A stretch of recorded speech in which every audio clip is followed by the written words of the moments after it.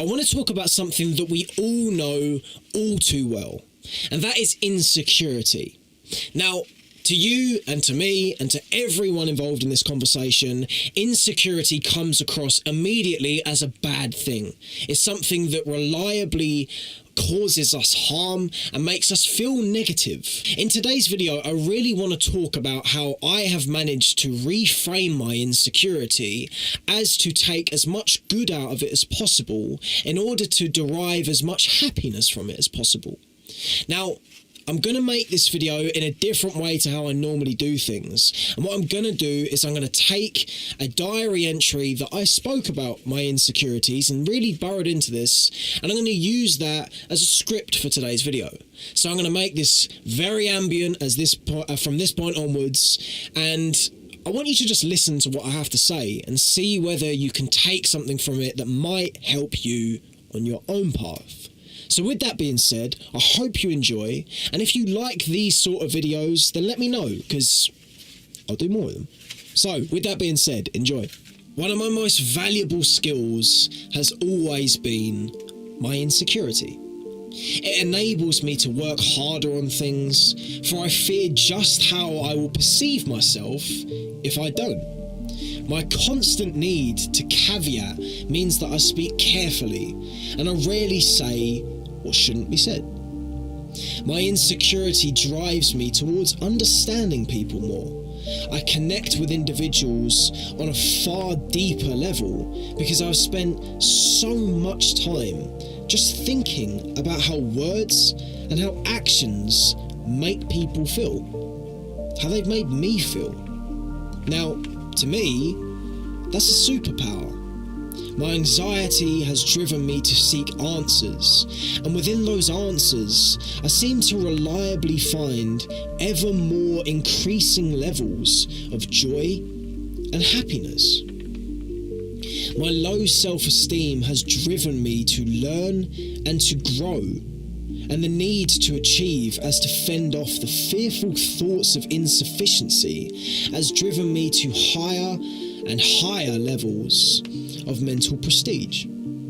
By constantly wanting to achieve, I frequently find myself arriving at these eureka moments. Moments in which I realise that I am growing, and moments in which I understand that progress has been made.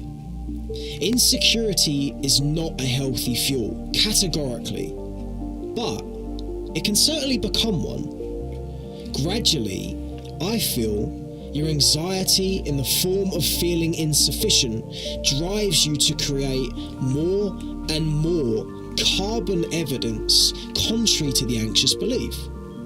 I feel nervous, so I act confident in a desperate effort to alleviate the pain of nerves. And in doing so, I demonstrate some form of bravery. Bravery itself offers me evidence which, over time, compiles to such an extent that anxious thoughts are laughably irrational. You can't kid yourself forever. I used to feel like a bad person, which made me tirelessly attempt to do the right thing, or at least try to act with virtue and with care. And as a result of doing that, I've accumulated a vast amount of evidence that tells me, actually, I'm quite a nice person. And as a result of that, my concern is relieved. The more I learn, the more I realise that the key to profound growth is to use what you have, especially your weaknesses.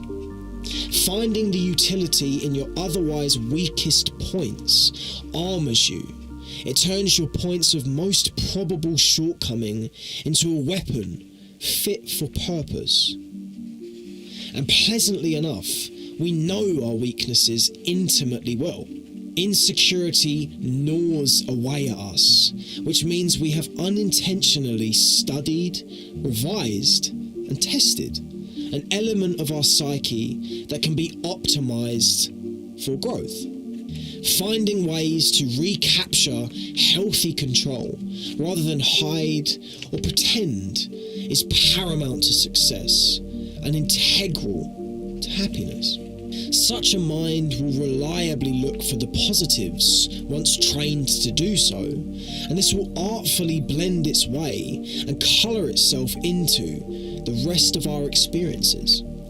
To be optimistic is to be intelligent, and in this instance, intelligence comes with joy.